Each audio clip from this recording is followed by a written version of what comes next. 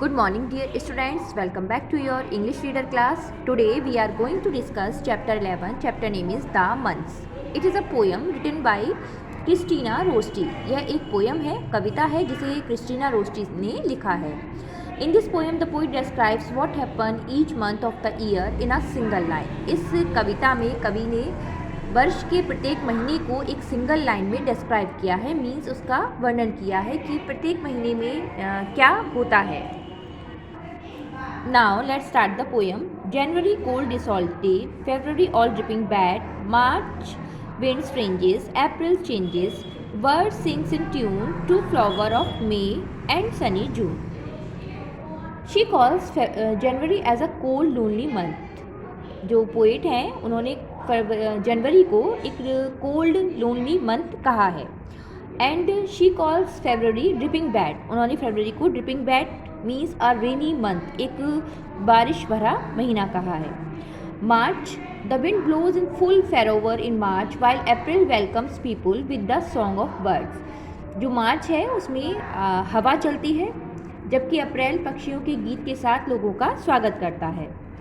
And Sunny June brings longest day. और जो सनी जून means जून में बहुत ज़्यादा गर्मी पड़ती है, उसके जो दिन हैं वो बहुत ही लंबे होते हैं.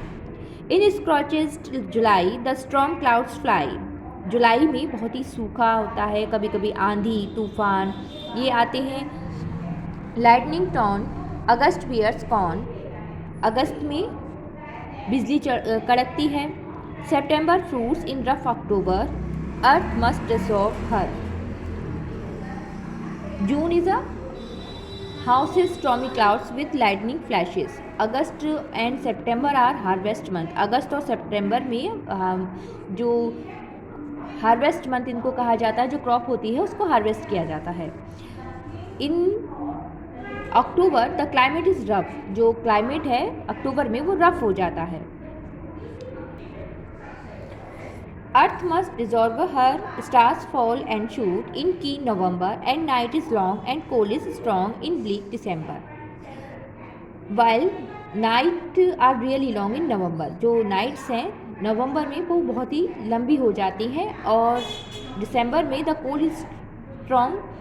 जो कोल्ड है, ठंड है, वो बहुत ज़्यादा स्ट्रॉन्ग हो जाती है दिसंबर में. Now message of the poem. Each season brings new Joy means जो प्रत्येक सीज़न है वो एक जॉय मीन्स आनंद लेकर आता है. Now I will explain the question answer of this chapter. Question number 1. Who is the poet of the poem the month. इस कविता द मंथ का कवि कौन है. Answer Christina Rossetti is the poet of the poem the month. Christina Rossetti the month poem की कवि हैं. Question number 2. To what does the poet compare the month of the year. कवि जो वर्ष के महीने हैं उसको किससे तुलना कर रहा है.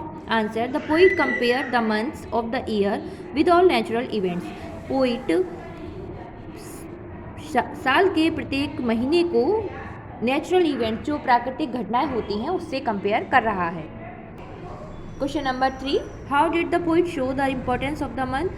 कवि महीने को की महत्ता को किस प्रकार प्रदर्शित कर रहा है. Answer the poet showed the importance of the month with every natural event that happen in every month.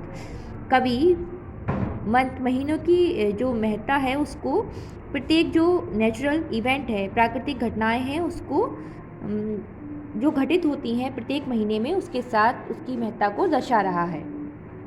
So I hope you all have understand this chapter. Keep practice of all exercises and learn question answers.